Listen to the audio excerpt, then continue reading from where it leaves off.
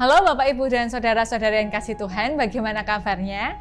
Saya harap semuanya dalam keadaan yang baik, dalam keadaan yang penuh dengan sukacita, dalam keadaan yang penuh pengharapan, dalam keadaan yang sehat.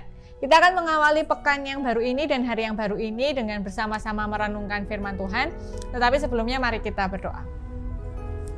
Terima kasih Tuhan untuk setiap penyertaan Tuhan di dalam kehidupan kami. Sungguh kami bersyukur untuk setiap cinta kasih dan anugerah yang Tuhan limpahkan kepada kami. Dan pada hari ini kami akan bersama-sama merenungkan firman Tuhan.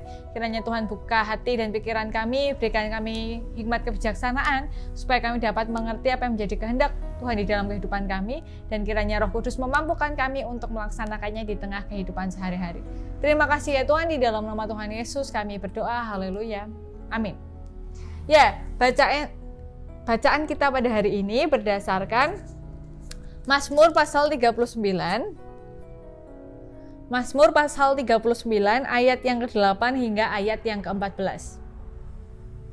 Mazmur pasal 39 ayat yang ke-8 hingga ayat yang ke-14 yang berbunyi demikian. Dan sekarang apakah yang ku nanti-nantikan ya Tuhan? Kepadamulah aku berharap.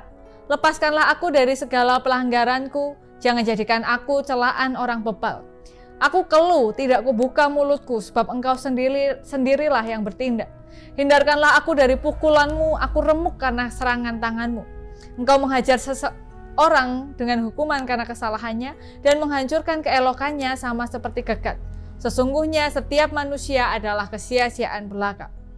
Dengarkanlah doaku ya Tuhan, dan berilah telinga kepada teriakku minta tolong. Janganlah berdiam diri melihat air mataku, sebab aku menumpang padamu, aku pendatang seperti semua nenek moyangku. Alihkanlah pandanganmu daripadaku, supaya aku bersuka cita sebelum aku pergi dan tidak ada lagi. Demikianlah pembacaan kita pada hari ini. Yang berbahagia adalah setiap dari kita yang mendengarkan, merenungkan, memelihara, bahkan diberikan kekuatan untuk melaksanakan di tengah kehidupan sehari-hari. Haleluya. Bapak, Ibu, dan saudara-saudari yang dikasihi Tuhan, ada istilah dalam bahasa Inggris kan speechless, jadi kayak tidak bisa berkata apa-apa, tidak bisa ya kayak nggak tahu mau bilang apa, nggak tahu mau ngomong apa. Jadi memang dalam kondisi tertentu mungkin saking jengkelnya, saking kagetnya, saking tidak percayanya, manusia menjadi speechless, jadi tidak bisa berkata-kata. Ya kan gitu ya, karena kadang terlalu syok, terlalu kaget, terlalu jengkel sekali, akhirnya nggak bisa bilang apa-apa. Nah demikianlah yang tadi dialami oleh pemazmur. Jadi dia terhimpit dalam keadaan yang tidak menyenangkan, dia membutuhkan pertolongan Tuhan, dan dia berkata bahwa lidahku keluh, udah nggak bisa lagi ngomong, nggak tahu mau ngomong apa, ini benar-benar sudah dalam keadaan genting dan butuh pertolongan Tuhan. Nah, mungkin Bapak, Ibu, dan saudara-saudari yang dikasihi Tuhan, beberapa kali di dalam kehidupan kita yang kita jalani, yang kita hadapi, ada hal-hal yang begitu berat di hadapan kita, yang mungkin kita tidak ingin orang lain tahu. Misalnya kita punya masalah, kita tidak ingin merepotkan keluarga kita. Kita tidak ingin membuat keluarga kita terpengaruh oleh persoalan yang sedang kita hadapi. Kita tidak ingin orang lain ikut menanggung persoalannya itu. Maka dari itu kita menyimpan erat-erat yang menjadi persoalan kita. Kita menyimpan erat-erat yang menjadi ketakutan kita. Tapi kemudian kita tidak sanggup lagi. Maka ketika nggak bisa bilang apa-apa, nggak bisa minta tolong ke siapa-siapa, jalan keluar yang ditawarkan oleh pemazmur pada saat itu yang ia lakukan adalah meminta tolong kepada Tuhan. Bahkan dia berkata bahwa Tuhan mengetahui doa dalam air matanya. Yang bisa dia lakukan hanya menangis, yang bisa dia lakukan hanya meminta tolong. Tapi itu bukan hal yang sia-sia, itu bukan hal yang sepele, itu bukan hal yang mudah.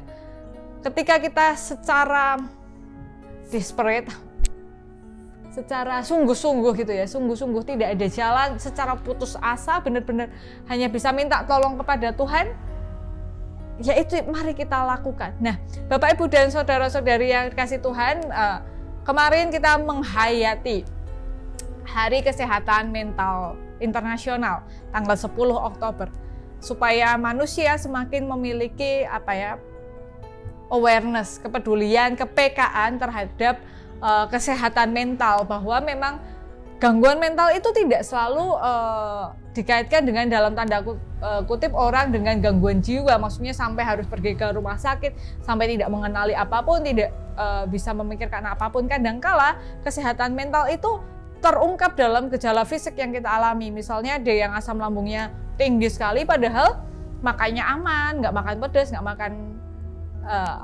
asam, nggak makan yang aneh-aneh, nggak minum kopi, nggak minum alkohol dan lain-lain, tapi kok asam lambungnya tetap tinggi. Mungkin karena ada sesuatu yang mengganggu pikirannya. Nah, pemasmur tadi sedang mengalami bukan gangguan mental, tapi kesehatan mentalnya sedang sangat terganggu gitu. Kesehatan rohaninya baik, relasi dengan Tuhan baik. Tidak diceritakan bahwa dia memiliki gangguan kesehatan tubuh. Tapi pikirannya begitu luar biasa bingung, luar biasa takut. Maka yang bisa dia lakukan adalah minta tolong pada Tuhan. Dia bahkan nggak bisa bilang apa-apa. Nah, Bapak, Ibu, dan saudara-saudari yang dikasihi Tuhan, saya tidak tahu apa yang sedang Bapak, Ibu hadapi. Saya tidak tahu rahasia-rahasia apa yang sedang Bapak, Ibu pendam, masalah-masalah apa yang sedang Bapak Ibu coba untuk atasi tanpa ingin merepotkan orang lain, atau pergumulan-pergumulan apa yang begitu berat dan menghimpit sampai bahkan speechless, sampai bahkan nggak bisa bilang apa-apa, nggak bisa ngomong apa-apa. Nah, maka dari itu yang bisa dilakukan saat ini adalah berdoa kepada Tuhan. Dan cara manusia berdoa kepada Tuhan itu beragam. Misalnya tadi dibuat di dalam nyanyian. Jadi misalnya Bapak Ibu terlalu nggak ngerti mau ngomong apa, mau minta tolong sama Tuhan juga nggak tahu harus ngomong apa, tapi ada sebuah lagu rohani yang begitu mewakili perasaan kita. Misalnya apa? Misalnya mujizat itu nyata, janjimu seperti fajar, atau mungkin lagu-lagu kidung jemaat, di jalan kuku diiring, atau serahkan pada Tuhan, atau beragam lagu yang kira-kira mewakili perasaan. Nah, itulah dikumandangkan sebagai doa. Tidak harus doa itu dirangkai dengan kata-kata yang indah, tapi dikumandangkan. Makanya di dalam kita Mazmur kan nyanyian Daud, ada yang nyanyian minta tolong, doa minta tolong, nyanyian syukur dan lain-lain. Tidak harus dalam rupa pembuatan kalimat yang mungkin bagi beberapa orang sudah sampai sulit mengatakannya. Atau mungkin yang punya hobi menulis. Yang punya hobi menulis mungkin bisa nulis doanya kepada Tuhan. Dituliskan doanya apa yang mau disampaikan, membuat puisi. Mungkin ada yang jago membuat puisi, dalam puisinya dikatakan, disampaikan kepada Tuhan apa yang saat ini sedang mengganggu pikirannya. Jadi nggak harus lewat hal-hal yang yang sedang tidak bisa kita lakukan. Tidak harus lewat hal-hal yang terlalu sulit bagi kita, apalagi kita sedang mengalami masalah. Maka dari itu Bapak, Ibu, dan saudara-saudari yang dikasihi Tuhan, apapun pergumulan Bapak, Ibu sekarang, apapun persoalan yang sedang dihadapi, apapun persoalan yang sedang ingin didoakan, mari berdoa kepada Tuhan dengan cara kita sendiri-sendiri. Misalnya melalui nyanyian, melalui puisi, melalui doa, melalui diam, melalui meditasi, apapun itu. Tapi baiklah, setiap beban kita lepaskan, setiap rahasia kita lepaskan demi kesehatan mental kita, supaya bukan hanya kesehatan spiritual kita, bukan hanya kesehatan tubuh kita, tetapi juga kesehatan mental kita terjaga. Amin. Nah, mari kita berdoa. Terima kasih Tuhan untuk setiap kesetiaan Tuhan di dalam kehidupan kami.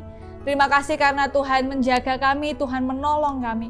Terima kasih karena Tuhan tidak hanya menjaga kesehatan tubuh kami, tidak hanya menjaga relasi kami dengan Tuhan, tetapi juga menjaga kesehatan mental kami.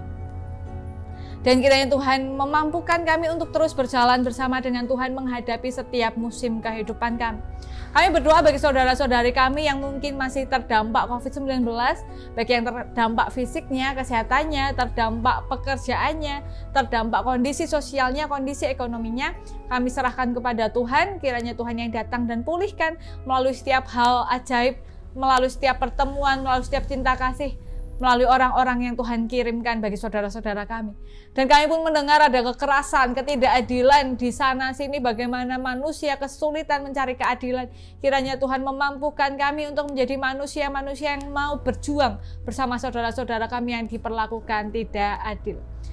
Seluruh kehidupan kami, seluruh pekan ini kami serahkan ke dalam tangan kuasa Tuhan. Kiranya Tuhan senantiasa menolong dan menopang kami. Dan jika di dalam kami menjalani kehidupan, kami melakukan dosa dan kesalahan, sungguh Tuhan kami memohon ampun. Di dalam nama Tuhan Yesus kami berdoa, haleluya, amin. Ya Bapak Ibu, demikianlah yang dapat saya sampaikan. Kiranya dapat menjadi hal yang baik bagi kita semua. Sampai jumpa di pertemuan berikutnya. Salam sehat, tetap semangat, tetap menaati protokol kesehatan, tetap menjaga kesehatan tubuh, kesehatan rohani, dan kesehatan mental kita. Tuhan Yesus memberkati. Sampai jumpa. Sampai jumpa.